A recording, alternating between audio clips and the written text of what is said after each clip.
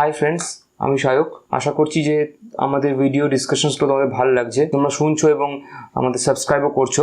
তো আজকে আমাদের ডিসকাশনের টপিক হচ্ছে কিছু মনিটারি পলিসিকে ডিফাইন করে, ইন্ডিয়াতে মনিটারি পলিসিগুলো কন্ট্রোল করে এরকম কিছু কি পয়েন্টস, কি ফিচার্স, যেরকম repo rate, reverse repo rate, SLR, CRR, etcetera etcetera, আরও কিছু জিনিস আছে। তো অনেকে রিকোয়েস্ট করেছিল যে এগুলোর উপর একটা ডিসকাশন করতে, সেই হিসেবে একটা ডিসকাশন আমরা স্টার্ট করছি। সো ফার্স্ট আমরা স্টার্ট করছি রিপো রেট দিয়ে। রিপো রেট কি? দেখো, ফর্মাল ডেফিনেশনটা কিছু এরকম: the rate at which central bank lends money to other banks in the country. কথাটা মানে কি দাঁড়ালো? দেখো, প্রতিটা দেশের একটা সেন্ট্রাল ব্যাঙ্ক থাকে। আমাদের ইন্ডিয়াতে RBI, মানে যে ব্যাঙ্ক সেই কান্ট্রির মনিটারি পলিসিগুলোকে কন্ট্রোল করে বা গভর্নমেন্টকে হেল্প করে মনিটারি পলিসি ইমপ্লিমেন্ট করতে। প্রতিটা ব্যাংকের বিভিন্ন টাকা লাগে, যে ব্যাঙ্কগুলো আমাদের সঙ্গে ট্রানজ্যাক্ট করছে, আমরা টাকা রাখছি, আমাদের ইন্টারেস্ট দিচ্ছে। অনেক সময় কী হয়, ব্যাংকের কাছে অত অ্যামাউন্ট টাকা থাকে না যে ওরা রেগুলার বিজনেস কন্ডাক্ট করবে, তাদেরকে সেন্ট্রাল ব্যাংকের থেকে টাকা নিতে হয়। এবার টাকা যখন নিচ্ছে সেন্ট্রাল ব্যাংক, এর উপর একটা ইন্টারেস্ট নেয়। যে ইন্টারেস্টটা সেন্ট্রাল ব্যাংক নেয় এই টাকাটার উপরে, যে টাকাটা সে অন্য ব্যাংকদের দিচ্ছে, সেইটাকেই বলা হয় রিপো রেট, মানে the rate at which central bank lends money to other banks. আরও ইজি বলে দিচ্ছি, যেরকম ভেবে নাও আমরা ব্যাংকের থেকে কিছু টাকা বড় করলাম, আমরা ব্যাংকের থেকে টাকা ধার করলাম, লোন নিলাম, তাহলে এই লোনটা নিলে আমাদের ব্যাংকে তো একটা ইন্টারেস্ট পে করতে হয়। যে ইন্টারেস্টটা কোনো ব্যাংক RBI থেকে টাকা ধার করলে RBI-কে দেয়, সেটাকেই বলা হয় রিপো রেট। কারেন্টলি ইন্ডিয়ার রিপো রেট হচ্ছে 6.50%। এবার দেখো, রিপো রেট কিন্তু একটা মনিটারি টুল। মানে কি না, এইটা দিয়ে দেশের অর্থনীতি কন্ট্রোল হয়। শুনলে কেমন যেন একটা মনে হয় যে টাকা ধার দিচ্ছে, তারপরে ইন্টারেস্ট নিচ্ছে। এটা দিয়ে কীভাবে আমরা মনিটারি কন্ট্রোল করি, মনিটারি পলিসি কন্ট্রোল করি দেশের, খুব ইম্পর্টেন্টলি কন্ট্রোল করি। রিপো রেট ইনফ্লেশন কন্ট্রোল করার জন্য একটা খুব বড় টুল RBI-এর হাতে। RBI সেন্ট্রাল ব্যাংক, গভর্নমেন্টের যে পলিসিগুলো আছে আলটিমেটলি RBI সেগুলোকে এক্সিকিউট করাতে হেল্প করে। তো কিভাবে হেল্প করে? দেখো, যখন একটা ব্যাংক বলবে, সেন্ট্রাল ব্যাংক বলবে যে আমি রিপো রেট বাড়াচ্ছি। রিপো রেট বাড়াচ্ছি মানে কি? তার মানে ব্যাংক, এখন যে ব্যাংকগুলো তার থেকে ধার নিচ্ছে তাদেরকে বেশি টাকা পে করতে হবে, ইন্টারেস্ট শুদ্ধ RBI-কে বা যে কোনো সেন্ট্রাল ব্যাংককে। তার মানে কি, ব্যাংকদের ইন্টারেস্ট কমবে, মানে ইন্টারেস্ট বলতে ক্ষেত্রে ইচ্ছা কমবে যে লোন নেবার, যে টাকা আছে ওই টাকা দিয়ে বিজনেস করি। যবে একটু ইন্টারেস্ট কমবে তবে দেখা যাবে। আমার তোমার কথাই ভাবো না, একটা বাড়ি করতে গেছি, আজকে যদি ইন্টারেস্ট রেট হয় 10%, ভাববো দুবার যে ঠিক আছে, আগে তো 9% ছিল, আবার যখন 9% হবে ওয়েট করে দেখি না, যদি 9% হয়। এতে কি হয়, ব্যাংকের কাছে টাকা নেই, অথচ ব্যাংক টাকা ধারও করতে চাইছে না। আলটিমেটলি কনজিউমার্সরা, আমি, তুমি, যে কোনো বড় ইন্ডাস্ট্রিয়ালিস্ট, এরা টাকাটা পাবে না। যখন এরা টাকাটা পাবে না, তখন কি হবে, এরা পারচেসিং পাওয়ার কমে যাবে। মানে আমার কাছে যদি টাকাই না আসে, আমার যদি মাইনেই না বাড়ে, আমার বস যদি আমার মাইনে না বাড়াতে পারে, বা আমি যদি আমার ফ্যাক্টরির লেবারদের টাকা না দিতে পারি, প্রোডাকশন কমে যাবে, খরচা করার ক্ষমতা কমে যাবে। আলটিমেটলি জিনিসপত্রের দাম কমতে শুরু করবে। টাকা যখন হাতে নেই, কে টাকা দেবে, আর টাকাটা নেবে বা কে? সো রিপো রেট একটা ইনফ্লেশন কন্ট্রোল করার টুল। এখন তাহলে একটা কোয়েশ্চেন আসতেই পারে যে আমার হাতে টাকা আছে, ভালো কথা, প্রোডাকশন কম হচ্ছে, ভালো কথা, তাহলে তো জিনিসপত্রের দাম আরও বাড়তেই পারে। মানে একটা সিচুয়েশন হতেই পারে যে আমাদের হাতে যে টাকাটা আছে সেটা থেকে গেল, প্রোডাকশন, যারা ইন্ডাস্ট্রিয়ালিস্ট তারা টাকা পাচ্ছে না বলে প্রোডাকশন কমিয়ে দিল, জিনিস কম, টাকা আছে হাতে, জিনিসের দাম তো বাড়া উচিত না। এইগুলো দেখো মনিটারি টুল, RBI কিন্তু বুঝে শুনে করে, ওরা কিন্তু দেখে নিয়েই করে যে আমার এই স্টেপটা নিলে কী এফেক্ট পড়বে, লোকেদের হাতে টাকা কতদিনে কমে আসবে, মার্কেটে টাকার কতদিনে কমে আসবে, ইনফ্লেশনটা তখন কমবে। তো এগুলো একটা লম্বা টুল। আজকে আমি রিপো রেট খুব হাই করে দিলাম, কি হবে, জিনিসপত্র প্রোডাকশন হওয়াই বন্ধ হয়ে যাবে। উল্টো কান্ট্রিতে ইনফ্লেশন তো দূর কথা, ডিফ্লেশন শুরু হবে, মানে জিনিসপত্র প্রোডাকশনই বন্ধ হয়ে যাবে। সেটা তো লক্ষ্য নয়।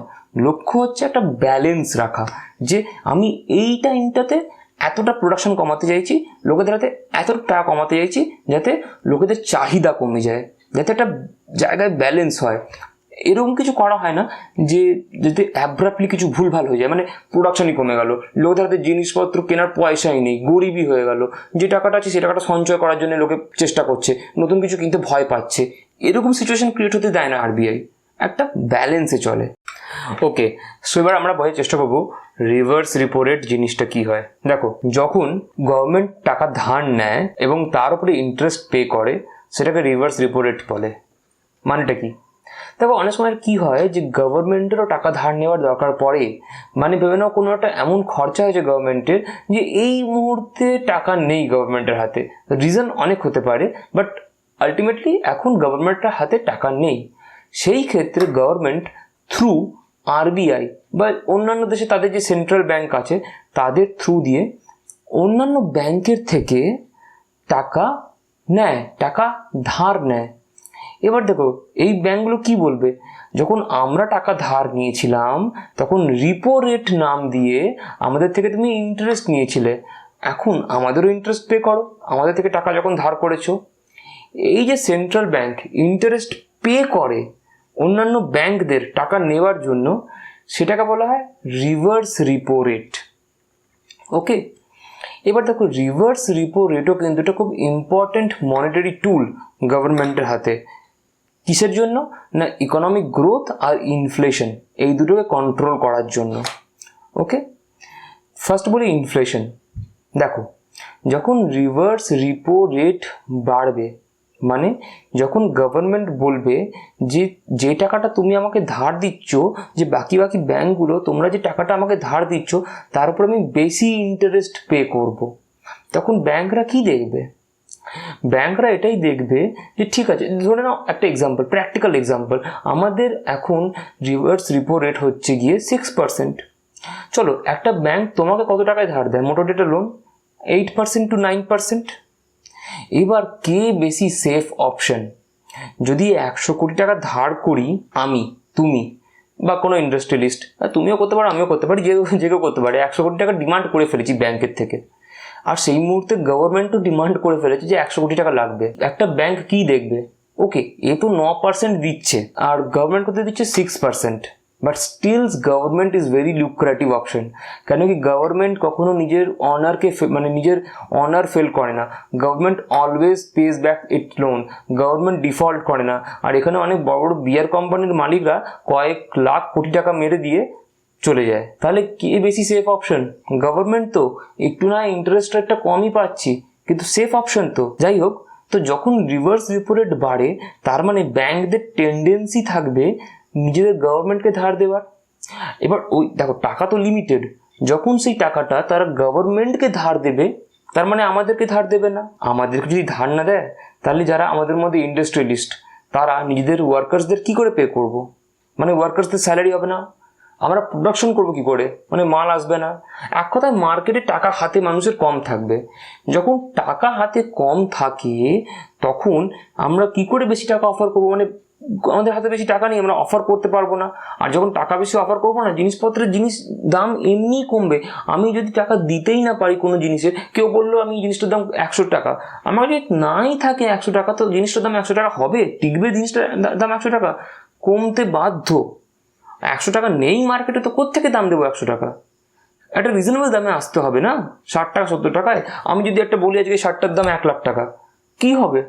কেউ নেবে না। একটা রিজনেবল দামে আসতে হবে না, যা তা দামে আমি বললেই বিক্রি করতে পারি না। আলটিমেটলি এইটা হচ্ছে ব্যাপার। আর ইকোনমিক গ্রোথ দেখো, রিপো রেট হোক বা রিভার্স রিপো রেট হোক, একটা ঠিকঠাক অ্যামাউন্টে কমানো বাড়ানো হয়। আমি এতটাও কমিয়ে দেবো না রিভার্স রিপো রেট, বা এতটাও বাড়িয়ে দেবো না repo rate, reverse repo rate যাই হোক, যে ইন্ডাস্ট্রিয়াল মালিকরা এনাফ টাকা পাচ্ছে না ব্যাংকের থেকে। কেন কি, যদি ইন্ডাস্ট্রিয়াল মালিকরা একটা লং পিরিয়ড ধরে এনাফ টাকা না পায় নিজের ব্যাংকের থেকে, কি হবে? প্রোডাকশন কমে যাবে। প্রোডাকশন কমে গেলেই সেল কম হবে, আলটিমেটলি ইকোনমি স্লো হয়ে যাবে। সেটাও কিন্তু আমাদের এম নয়। আমরা চাই যে ইকোনমি বাড়ুক, মানে দিন দিন জিনিসপত্র আরও প্রোডাকশন হোক, আমরা বাড়িতে বেচবো, অন্য লোকের দেশে গিয়ে বেচবো, যাই করবো এক কথায় বেচবো। তো এমনও কিছু করে না যে খুব ইকোনমি হ্যাম্পার করে যায়, প্রোডাকশনই হচ্ছে না। এইগুলো একটা মেজার, মানে শর্ট টার্ম মেজার বলতে পারো, যে হ্যাঁ এই সময় কন্ট্রোল করার জন্য কী কী লাগবে, এমন কিছু করা হয় না যেটার খুব একটা মানে বাজে এফেক্ট পড়ে। সেই জন্যে কমানো বাড়ানো দুটোই ভালো খারাপ মিলিয়ে মিশিয়ে বুঝে শুনে, স্টেপসগুলো বুঝে শুনে নিতে হয়।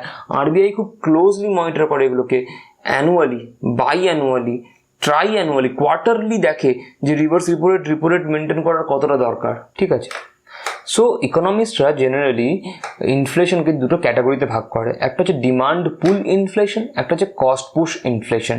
বোঝার চেষ্টা করছি জিনিসটা কি। দেখো, ডিমান্ড পুল ইনফ্লেশন কি হয়, যখন প্রোডাকশন কম ডিমান্ড বেশি। মানে কি, একটা এক্সাম্পল দিচ্ছি, দুটো এক্সাম্পল দিচ্ছি, আমার ইচ্ছা করছে দিতে। প্রথমটা দেখো, যে একটা লোক বিরিয়ানি বিক্রি করে, এবার না একটাই লোক বিরিয়ানি বিক্রি করে এবং বিরিয়ানি খেতে ভালোবাসে পুরো পশ্চিমবঙ্গ, কি হবে?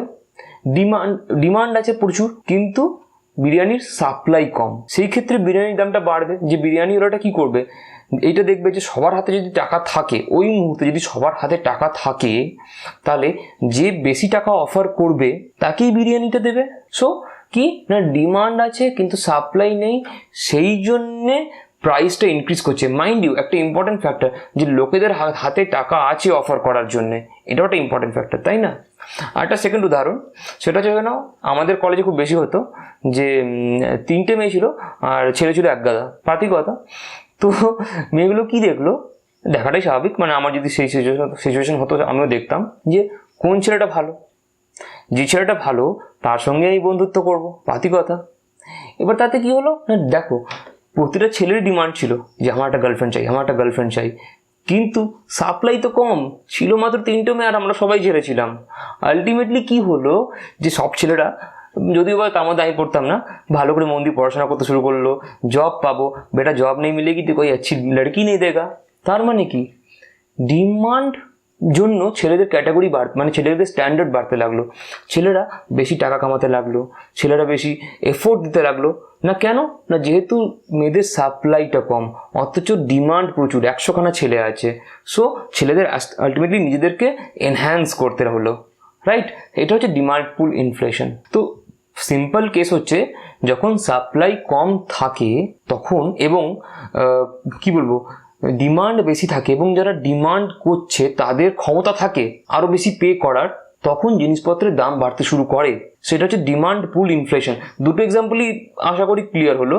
প্রথম এক্সাম্পলটা, যারা বিরিয়ানি খায় এবং তাদের হাতে টাকা আছে, তাদেরকে বেশি টাকা পে করতে হবে ওই বিরিয়ানির জন্য, বিরিয়ানির দাম বাড়ছে। সেকেন্ড কেসে, যে ছেলের ভাই অনেকগুলো ছেলের চাই মেয়ে সাপ্লাই তো কম, তাদেরকে বেশি মার্কস পেতে হবে মেয়েগুলোকে ইমপ্রেস করার জন্যে। সো ইনক্রিজ হলো, মার্কস পাওয়াটা কিন্তু আমাদের হাতেই, তাই না? নেক্সট হচ্ছে cost push inflation. Cost push ইনফ্লেশনটা আরও মানে সিধা সাদা ব্যাপার। কস্ট পুশ ইনফ্লেশন মানে আমার প্রোডাকশনের কস্ট বেড়ে গেছে, এবার সেই কস্ট আমাকে উসুল করতে হবে। তো মানে যেভাবে না দিন দিন কম্পিটিশন বাড়ছে মার্কেটে, একটা প্রোডাক্ট আগে একটা কোম্পানি নিয়ে আসতো, এখন ওই একটাই প্রোডাক্ট অনেকগুলো কোম্পানি নিয়ে আসছে। মানে আগে চিপস বলতে শুধু লেজ মানুষ বুঝতো, আজকাল লেজের জায়গায় অনেক বিঙ্গোজ এই সেই অনেকগুলো কোম্পানি, আঙ্কেল চিপস, মানে যাই হোক অনেকগুলো কোম্পানি চিপস বানাতে শুরু করেছে। তার মানে লেজকে নিজের প্রোডাকশনের জন্য বিভিন্ন অ্যাডভার্টাইজমেন্ট এই সেই অমুক তমুকের জন্য বেশি খরচা করতে হচ্ছে। এই খরচাটা আলটিমেটলি তুলবে কার থেকে? কনজিউমার ঘাট থেকে। সো যখন জিনিসপত্রের প্রোডাকশনের কস্ট বেড়ে যায় এবং সেই কস্টটা উসুল করার জন্যে কোম্পানিরা দাম বাড়ায়, সেটাকে বলা হয় কস্ট পুশ ইনফ্লেশন। হয়তো আজকের দিনে স্টিলের দাম বেড়ে গেল, কিন্তু কোম্পানি নিজের গাড়ির কোয়ালিটি কমাতে চাইছে না, ওই একই পরিমাণ স্টিল গাড়িতে এখনও রাখছে কোম্পানি, সেই টাকাটা তুলবে কোত্থেকে? কনজিউমারের থেকে। এটাকে বলা হয় কস্ট পুশ ইনফ্লেশন। মানে আমার প্রোডাকশন কত বেশি খরচা হয়ে গেছে, আমি মার্কেটে ছাড়বো, তোমাকে বেশি টাকা দিয়েই কিনতে হবে। That's it, as simple as that. So এই ভিডিওর সেকেন্ড পার্ট মানে CRR, SLR এইসবের ডিসকাশন দেখার জন্যে এই লিঙ্কটাতে ক্লিক করো। Don't forget to like, comment and share. আর হ্যাঁ, please do subscribe to our channel, it will help us to grow.